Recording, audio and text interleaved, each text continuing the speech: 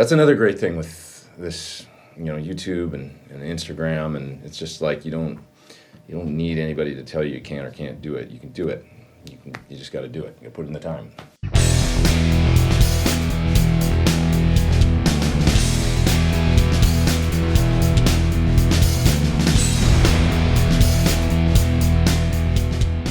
Hey guys, so today's video is an interview that I shot over at the Thomann Gearhead University event over in Germany a few weeks ago.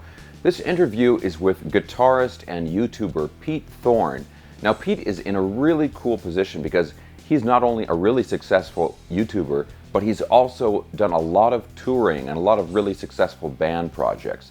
So what I wanted to talk to him about is basically what he prefers, playing guitar on YouTube or playing in a band and being on tour. Now, he had some really insightful answers to that question, and he also had a lot of really cool advice about what it takes to be successful in today's music world. Big shout out to the video crew over at Thomann for filming this for me. I really think you guys will find this interview interesting. All right, here we go, Pete Thorn. Let's check it out. Hey guys, this is Guitar Max. We're here at the Thomann Gearhead University 2019. And I'm sitting down with one of my favorite guitar YouTubers, Pete Thorn. Oh man, thanks. Appreciate that. How are you, Max? I'm doing really good, man. How are you? Good. Have you had a good week here? Oh, it's been awesome. Yeah. Yeah. Having a good time. A lot of fun. This is my first time at the Thomann event, and it's been great. Yeah, it's a really cool vibe. I say it's sort of like being in a band where you get everybody in the studio together and that that creative collaboration. That's what I was trying to say. I think I went to that party last night and maybe had a late one. And now I'm experiencing it in my lack of ability to speak. But anyway, it's like being in a group of musicians that all get together where you're working on a song or something like that in the studio, and there's that spark. Oh yeah, you're playing that. I'm going to play this. Like let's and you kind of riff off one another and you come up with a cool thing that you couldn't do on your own. That's what this feels like to me. Except for video, right? And other kinds of content. Besides it's music content, but it's a different kind of music content. Isn't it? For sure. Yeah, I mean, you mentioned bands there, right? And working with musicians, and the thing I want to really talk to you about is there's this sort of, I don't know if you call it a mentality or attitude where, I get people commenting to me and they say like, "Hey man, if you get really big on YouTube, maybe you can work that into a band, like you get famous on YouTube and then you can join a band later on." Right. Because of that. And obviously, maybe they don't know that I've already been in bands and that kind of stuff. I mean, that's fine, Yeah. But you're in a unique position, I think, because you are, really successful on YouTube, and at the same time you've done a ton of band work and touring, for a long time. And I want to ask you, like, okay, first, the hard question is, if you had to choose, you could only do one, touring with a band or playing guitar on YouTube, right? Which one would it be? But beyond that, what do you get from YouTube that you don't get from the touring and vice versa? Great question. Yeah, how do you feel about that? Because you're in a position where you can really look at both of those things. Well, to your first question, to the first point, if I had to only pick one, I would say the love of it is really the music, So if I was in a position where, say, a band came along that was established, and like, we want you to be our guitar player, and, you can write songs and, go on tour and do that whole thing. And that was always my dream, So that would probably win out overall, because it's about ultimately playing and music and all that good stuff for me. Having said that, what YouTube's given me is this incredible independence, because I haven't been in a band that's been like that, like super successful. I've been hired by, singers and rock stars and folks like that are super successful, but I'm working as a sideman for them. Right, yeah. So I'm working a job, and I'm part of the team. I'm part of the crew. And my job in those situations is to go in and be a team player and just, make them, help them be the best that they can possibly be. But you are, sort of furthering their brand, so to speak. Sure. Yeah. That's your job, Right. Which is great, and I love it. And you kind of get to play like rock star. Like, you get to be on those big stages and go toe to toe with them. They want you to step up, in the end of the ego ramp and play that guitar solo, that kind of thing. But when you get off stage, I was talking about this with Paul Davids the other day. It's a Clark Kent Superman thing where the star gets to be Superman all the time. They live in that persona. That's it. But you're Clark Kent off stage. Yeah. When you go on stage, your job is to be Superman all of a sudden. They want you to step up and be just as much, many times. I mean, without upstaging them. Of course. But they want you to go out Not there and too play much, with confidence. Right. And you need to, be able to entertain that arena full of people and play to the back row, so to speak, and really project. When you get off stage, though, it's time to chill out, and you're part of the crew, I really view it as every member on that crew, the road crew and the lighting crew and the musicians, we're all in the same, and then that artist is up on that upper echelon above you. So what YouTube has given me is the ability to kind of have, you're not a rock star, but you're an independent entity that, you can make your own hours all of a sudden, and you can come up with an idea and execute it. And the really cool thing about it is that you don't have anybody telling you that you're not good enough, or that you need to write more songs, or that like it used to be, you get a record deal in the band, it's like, we don't hear a single, can you keep writing and put you back in the project studio, and then your record may never come out, and that was someone else's decision. That's all over with this movement. Well, do you see, maybe in an ideal situation, you started off doing all the band stuff, touring, then you got into the YouTube that you're doing now. Do you see your YouTube stuff that you're doing now, because you're establishing yourself as Pete Thorn and as a solo artist, would that in the future evolve into, now you are that top guy, now you are the artist and you're going back out on tour, only it's you? It kind of is that, and there is some crossover into my, like, for instance, and it can hinder you. There's a gig that I ended up getting, a touring gig I ended up getting, but like many situations these days, they're going to look and see your social media and check. Sure, Oh, we want to, it's like kind of your calling card these days. People go and look at your Instagram and your YouTube, and they can see kind of, if they want to maybe audition you. Right. There's your audition right there. It's kind of already out there, isn't it? So that's worked in my favor, where I got a call and some folks asked if I was interested in doing something, and I checked out the artist and I said, yeah, absolutely. And they'd already seen my stuff on YouTube and said, we think you'd be a great fit. So I didn't have to audition or anything. And so that can cross over into the touring world, or maybe sessions. That's happened as well, where I've been contacted by like producers overseas, and they're like, yeah, we love the parts you come up with on these demo tracks that you do. Can you lay something down on one of our songs? I've been sent tunes from Spain and all kinds of places to play on. So that's worked.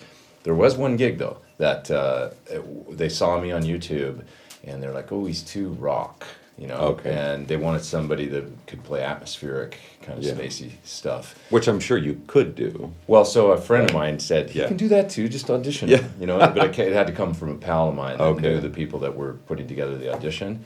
And so they had me in, and I found out about their concerns, and specifically when I went into audition for that gig, I'd come up with some patty, ethereal kind of stuff that I could play in the verses of the songs, just going to fill up some space where there was no guitar, and do some subtle, and then they were like, oh, he can do that stuff. So anyway, it almost worked against me on that gig, but you got to be yourself on YouTube. Being authentic, and that's the great thing about it. You can spend your life like trying to please other people and trying to be everything to everyone, and you just end up kind of a watered down, diluted version of maybe, you could have been 100% you, and that's sure.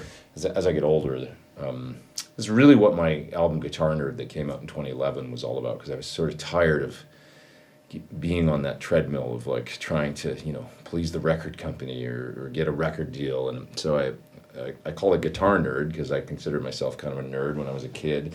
And the album cover is me at like 10 or 11 years old at Sears with my first guitar. I went there and took pictures, when my family went for family photos at the mall, And I said, I want to take my guitar and take photos. So it's the dumbest picture I could find of myself.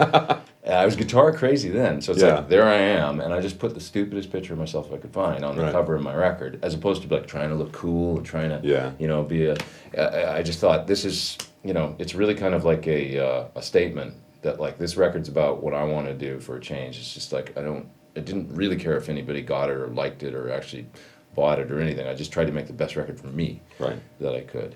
I was going to be my own worst critic, and I recommend that to anybody. Like, record your own music and just be your own worst critic, and put it out there and be the best you that you can be. And that's another great thing with this, YouTube and Instagram. And it's just like you don't need anybody to tell you can or can't do it. You can do it. You just got to do it. You got to put in the time.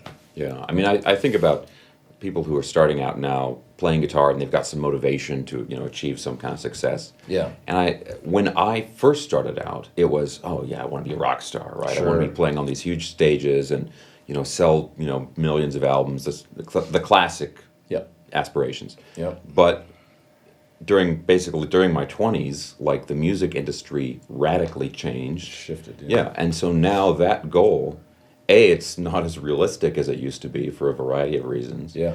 And B, now there are sort of other options for musicians. Yeah. And so now that I haven't done nearly as much touring as you have, of course, but if I look at the touring I've done and I look at my YouTube stuff, I feel like as far as a career, I've made much more progress from the YouTube stuff. Yeah. Than I ever did touring. And so now it's like, I mean, for me personally, I know other people feel differently, but for me personally, I mean, I'm thrilled to be able to just, set up a camera and, hey guys, Right. Yeah. and play something, and there's an audience there for it, and people that I couldn't reach before or maybe would have never been able to reach, in any other situation. But I wonder, like I said, for the young players who are coming up now who have some kind of goal, is it still that classic, I want to be a rock star, or is it now, I want to be a YouTube star, a YouTube guitar player? It's a great kind of, I mean, if it's playing you're really into, and, if that's what you want to do,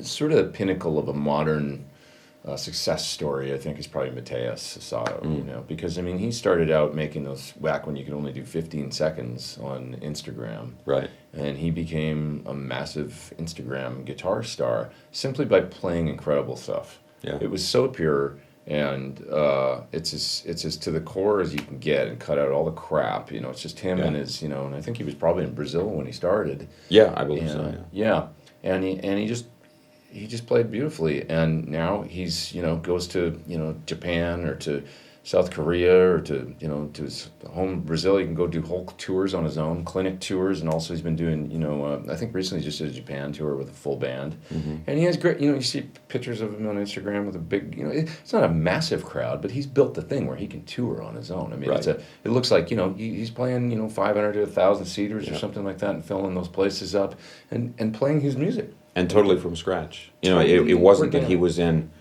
wasn't associated with anybody else to begin with or something like that. He was just that good. Yeah. So to me, young people must see that and just be like, well, all I got to do is you've got the vehicle, you have all the tools, And here's the thing about it that I always say. I do a clinic it's kind of it's supposed to be sort of motivational clinic on production for the modern guitarist, to call it recording and production for the modern guitarist. But a segment of the clinic at the end is all about the kind of stuff we're talking about now, social media, and how to reach people once you've got a song maybe recorded. What do you do with it, right? And I say, the old machine, used to be in place. You had this, A&R guy to sign you to the label, and the lawyer had to like you, to take you to the A&R guy. And there was this whole team that had to be there, right? Well, now there's no A&R guy that's going to come check out your band. It's like you got to build your thing on social media. Right. If you don't have an Instagram and a YouTube and a bit of stuff going on and some following on your own, they don't even want to know about you. Yeah. Basically, you got to do the work yourself. Yeah. They're not going to develop. They want to see that first, and then maybe they'll consider you. Which sort of also begs the question: well, what do I need you for then? If I've done all this work on myself, right? I can hire independent players, and that's another story. But anyway, you got to build it all on your own first. So the bad news is you got to do all this work on your own that other people used to do when your band got signed and all that stuff. You got to do it all by yourself, and there's a ton of work. The good news is you can do it all yourself. You don't need anybody to tell you what to do. You can do it all yourself. You got the vehicle, Instagram, YouTube, there it is. Now just go out and do something different. All you got to do is be good enough. Yeah. You just got to be really unique, and of course that takes a hell of a lot of work and practice and stuff. But it's almost in a way, it's when I'm thinking about it now, I mean, it was just kind of occurring to me right now. It's almost easier and more. It's purer, and there's not this, I remember a story that my friend Daniel told me, who was a great singer-songwriter. I used to be playing in bands occasionally with this guy, but he told me a crazy story about the first time that he was getting a record deal and getting signed. You know, you do all this work, demo, all these. It used to be you had to pay to go in his studio, you know, and had to pay the engineer and the mixer because didn't have your home stuff to do it with. Right. You know, Yeah. Sure. So, you know, who knows how long it took to get to the point where it looks like he's getting a deal, and he was getting signed, and he was literally, as he tells the story, he's in the office with the label or whatever, and there's a guy behind the desk, and he's like, I was putting the pen on the paper. He might have been exaggerating, but right. He's like, I was signing the paper, and it was something like the ATF or something burst through the doors and said, ATF, everybody hands up, or whatever. And this label that he was signing to had gotten inside, you know, there was something shady going on, and he's like, you know, yeah. he's like, what? And it's like something out of a movie, right? Yeah. You know, the guy gets busted and taken away. That's the end of the record deal. So that's crazy. Like that kind of stuff doesn't have to happen anymore, because now you build your own thing. You just stay out of trouble. You know, it's you. It's you and just the audience. You know? Yeah. Hopefully, no ATF involved. Exactly. There's this pure thing where I mean, what are the odds? You meet somebody that are that's finally into your thing, and I mean, it's probably a good thing you didn't sign that deal, because obviously the guy was shady as all can be. So, but I just think it's exciting. It's different. It's not the same as it used to be, and the old formula and you know, sort of framework ain't coming back. So it's a little bit of the Wild West right now. But you know, when I see stories like, hey, we're here. I mean, we're here. They flew us here to Germany to do this week. I mean, you know, we've obviously got stuff going on too, and I'm sure, you know, for your viewers, it's inspiring for them to see you doing this kind of stuff, you know, and seeing how you've made your way. So I guess we factor into this stuff. We're talking about Mateus and stuff, but it's we got a thing of our own going on, and that's wonderful, you know. And I don't take that for granted. I think it's great. I just hope that I can navigate whatever's next. Right. Who knows? Next year, maybe YouTube won't be the thing. Could be like they'll go the way of MySpace or something. Right? Yeah. Anybody out there remember MySpace? But you know, if you made it, I feel like if you made it work for one thing, you know, you could make it work for something else. But I mean, that's some inspirational stuff right there, man. Yeah. Thanks. Yes. Thanks a ton for sitting down with us, and you bet. And guys, for sure, you know, I'll put some links down below. Check out Pete's channel and his music and all that good stuff. And, please. Yeah. Hey, thanks so much, Max. No problem, man. All right. All right, guys. Now, I hope you enjoyed that interview with Pete. It was really enlightening for me to talk to him. Now, I'm going to put a bunch of links below if you want to check out his channel or his music. I definitely recommend you do. And as always, guys, if you enjoyed this video, please give me a thumbs up, subscribe for more, and go ahead and check out my Patreon page if you would like to support the channel further. That's over at patreon.com/GuitarMax. And again, big shout out to the crew over at Thomann. All right, guys, thanks again. I'll see you in the next video.